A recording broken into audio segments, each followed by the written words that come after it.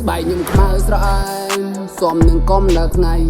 ធ្វើការពេញមួយឆ្នាំរវល់រាល់ម៉ោងឲ្យតែមេឃបើកថ្ងៃរវល់រាល់ម៉ោងឲ្យតែមេឃបើកថ្ងៃរវល់រាល់ម៉ោងឲ្យតែមេឃបើកថ្ងៃគេពេញកំឡោះពេញកម្លាំងខ្ញុំអស់កម្លាំងគេពេញកំឡោះគេចេះអង់គ្លេសបារាំងខ្ញុំនិយាយតែខ្មែរមិនចង់នឹងអស់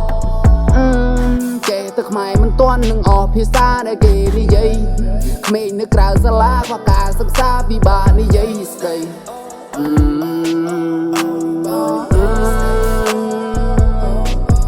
ពិបាកនិយាយស្ដីក្មេងខ្ញុំរៀនត្រឹមតែថ្នាក់ទី3ដើម្បីចំណេញខ្ញុំរត់តាមម៉ែឡើងមកស្រុកថៃ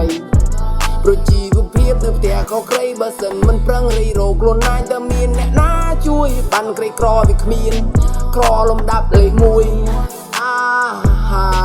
ស្រ័យសួរទេវតាពេលណា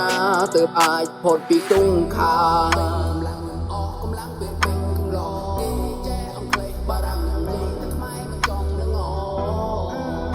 ចេះតែខ្មែរមិនទាន់នឹងអស់ភាសាដែលគេនិយាយ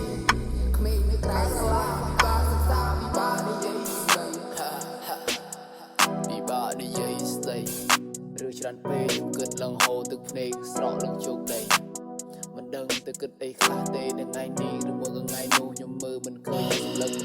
ស្បែកខ្ញុំខ្មៅក្រយៅត្រូវក្រខំប្រឹងត្រដាបត្រដទោះដឹងថាជីវភាពនេះមិនល្អចង់កែតម្រូវឲ្យវាស្នងកុំឲ្យជីវិតក៏ល្អចង់ឲ្យល្អរីរោក្រុមវិធីចង់ឲ្យជីវិតបវរខំប្រឹងប្រែងត្រដាបត្រដរៀបផ្លូវជីវិតនេះឲ្យស្នងរៀបផ្លូវជីវិតនេះឲ្យស្នងក្រប្រែទៅជាគ្រប់ដូចទំនប់ទប់ទឹកកកាយបាននឹងថ្មមិនមែនជាពេញ